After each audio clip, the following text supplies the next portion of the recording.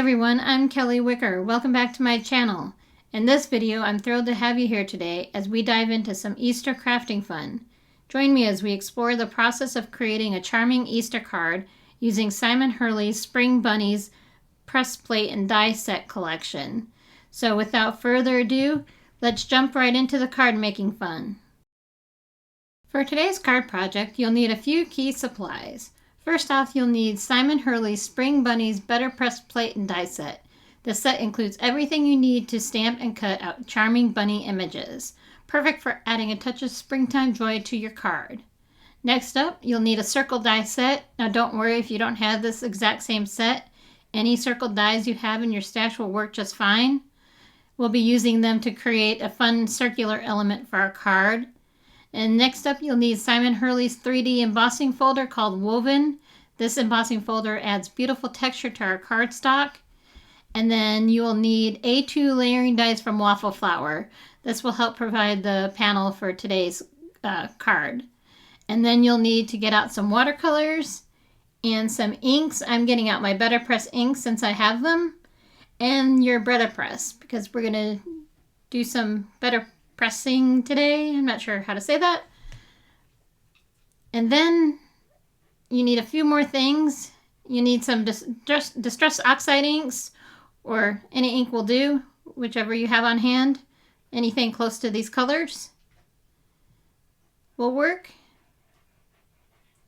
That's the selection that I picked. So let's jump right into the card making now that we have all our supplies ready. Also, to start off today's card, you want to pick out a piece of white cardstock. I picked out Hammermill white cardstock. That's been my go-to as of late. It just works well with everything. And you want to cut it in half. You use a trimmer or a pair of scissors. I'm using my Spellbinders 9-inch Pro Shears scissors here to cut it in half. Those are my favorite as of late.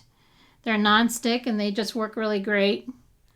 And now I just go ahead and set up my Platinum 6 die cutting machine to cut the card panel. So I follow the instructions on the platform and run it through. And now I'm just removing some of the dust that picked up from the cutting plates. I need some new ones soon.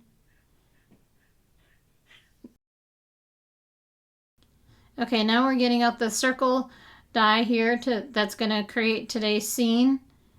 And running it through the die cut machine. There we go, that's all ready to go. And just cleaning off some of the dust that it picked up from the cutting plates and putting the circle die back into the magnet card so I don't lose it. And now it's time to get out the Simon Hurley 3D embossing folder called Woven. And we're going to flip it over. Now that the embossing folder is flipped over, we have our inks picked out here. I'm using Antique Linen, Ground Espresso, and Gathered Twigs. And you saw me spray the cardstock down. I spray that to make sure it doesn't crack.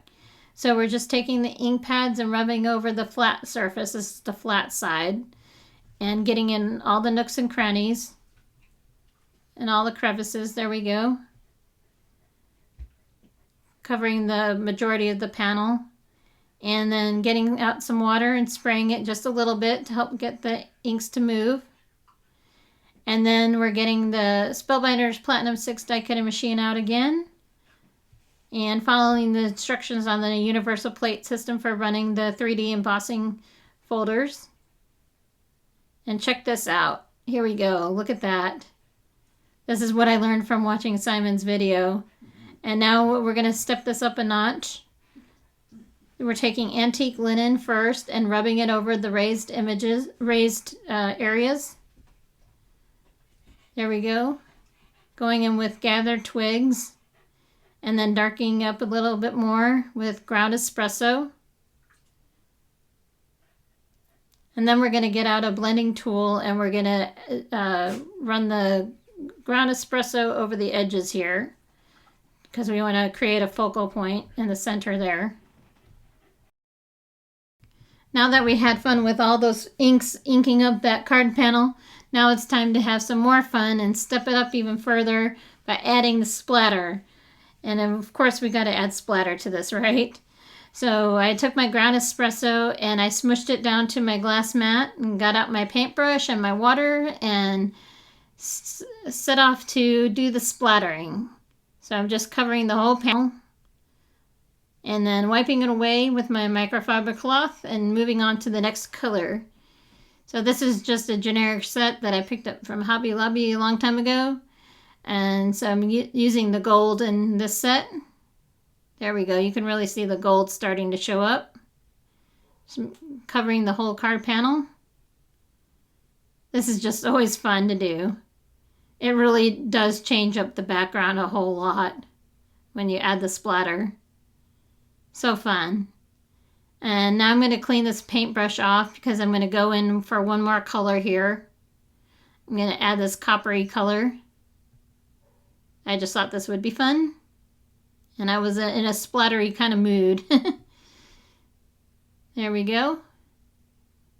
Just cover it all over. Super fun. And that background panel is now complete. And just cleaning off my paintbrush with the spray bottle there and my microfiber cloth. And there it is, so you can see it. It's nice and shimmery now. On to the next step. Okay, so now it's time to ink up the circle panel here. So I'm going in with tumbled glass for the sky and just blending it in there with my mini ink blending tool. And then taking a mowed lawn, and that's going to create our grass here at the bottom. There we go. Doesn't have to be perfect, just adding it to make it look like sky and grass. And then since these are Distress Oxides, I thought I'd go in there and spray some water down there to give it some more interest. See, that's what I have envisioned.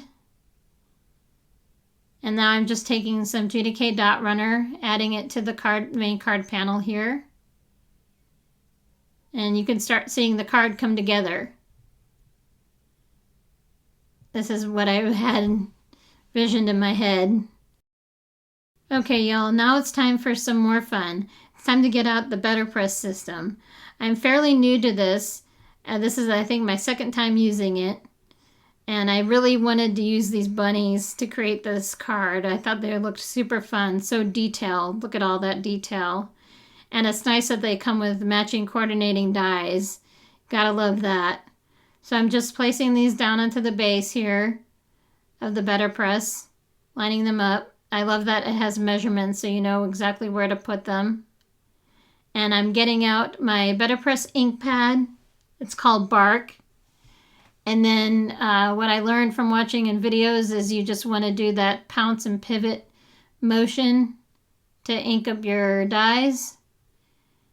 And it's okay if it gets on the base there. That's all right.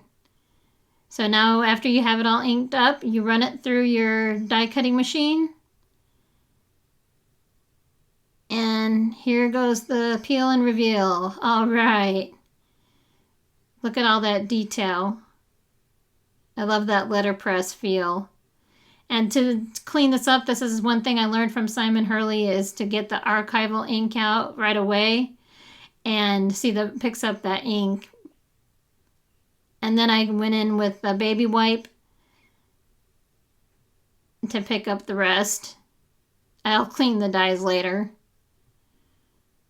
But I'll just use a baby wipe to wipe off the dies. But see, it picked up most of the brown ink there. It's okay if it stains. They do have replacement parts now for the Betterpress, which is nice in case you feel like it's too inky. But it just shows that it's well loved. And now on to watercoloring. I'm going to put on some music as I do the watercoloring for you.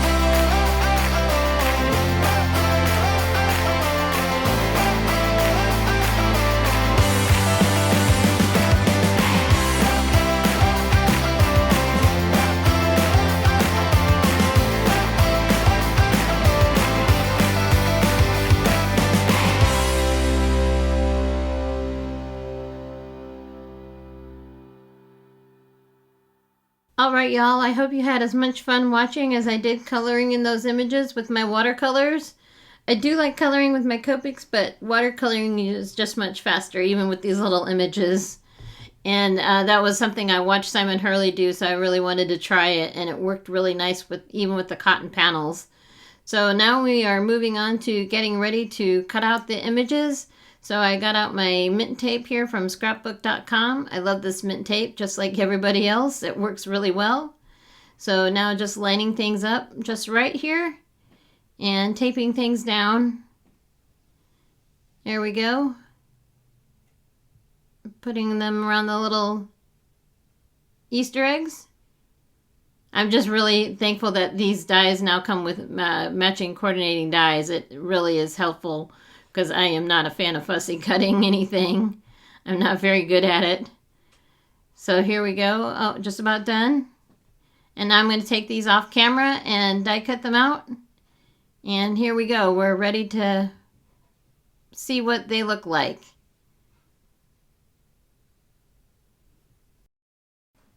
I think these images just turned out really cute. Just getting the last few out here. There we go. They're all done. Oh, a little bit tape got stuck there. Making sure. There we go. That looks good. Alright, I love how they turned out. Super cute. Really fun Easter die cuts. Ready to be put on our card today. There we go. Now you can see them all. And then now we're on to setting up the scene here. I want to see how that's going to look on the card panel. Just placing the elements around the circle die there that we cut out and colored. See how this is coming to life now? Super fun. There we go. That's what it's going to look like. And now it's time to get out our Glimmer hot foil machine because we're going to foil the sentiment that's going to go onto the card.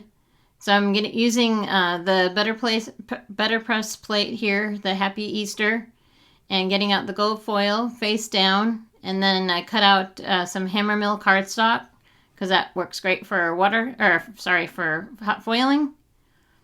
So just waiting for it to heat up here. And now it's ready to go. So I'm just waiting for that green light to turn solid. Oop. Got a little eager there. And now it's ready to go. So we pull this off the machine and run it through our die cut machine. And to add the pressure. And there we go. Look at that. See, that's fun to hot foil your Betterpress plates. Do you guys do that with your Betterpress plates? Let me know in the comments below. And just lining up the Happy Easter here. It wasn't the most perfect Happy Easter hot foiling. I could have done a little bit better, but I'm going to go ahead and use it anyways. Because that's what we do, right? There's no mistakes in card making.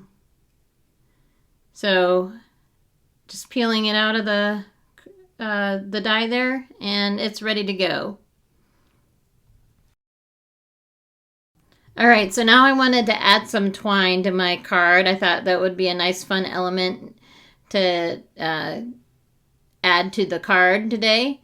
I watch Amy R a lot, and I've seen her do this with her cards, and it looks really fun. So I wanted to go ahead and try it. I've had this doodlebug twine in my stash for years. I don't have any way to link it into my description box down below. So you could probably search doodlebug, and they probably have twine available. I tried looking on Amazon, and I did see some. So I'm just here trying to get the right measurement for my card. It's a little tricky for me to try tying the bow. But here we go. It's all done. And now on to adding the die cuts to the circle panel. We're getting ready to build the scene here. So I got out my sticker maker to help smooth things along. And I saw Kathy using this in her videos recently, so I thought I'd get mine out. It works out really nice for making, turning these images into stickers. So there you go. You can see how I use it here. Just drop them in, tear off the tape. It's super easy to do. And it's really strong tape too. It's permanent tape. And there you go. And just building up the scene. And now we're just finishing placing the rest of the die cuts down. Building up the scene. This is turning out so cute. There we go. That looks good. Now we're all done with that part of the card. And now we're gonna put on the sentiment. I'm just cutting up some pieces of foam squares to add to the back of the sentiment here. And then we're gonna place it right above the little bunny there. See, like I said, it didn't turn out the best, but I'm gonna leave it as is, like I said. So as I finish up the video here, I just wanted to say thank you so much for joining me today. I hope you had as much fun watching as I did creating this Easter card. If you enjoyed this video, don't forget to give it a thumbs up and subscribe to my channel for more crafting tutorials and creative inspiration. And remember, sharing is caring. Share this video with your friends and fellow crafters who might enjoy it too. If you have any questions or suggestions for future videos, feel free to leave them in the comments below. I love hearing from you. Until next time, happy crafting. And so now I'm just adding the foam tape to the back of the card. I'm still trying to use up this foam tape. I'm not really happy with this foam tape. As you can see, it's yellowing and everything. So I'm going to stick to using my Altenew foam tape when I'm done with this one. And just tearing off the backers to the card, the back of the card here, and adding it to the card base. There we go. I love how it turned out. So cute and fun. Can't wait to send this out in the mail to somebody special. Thank you all so very much for watching, and we'll see you in the next video. Ciao for now.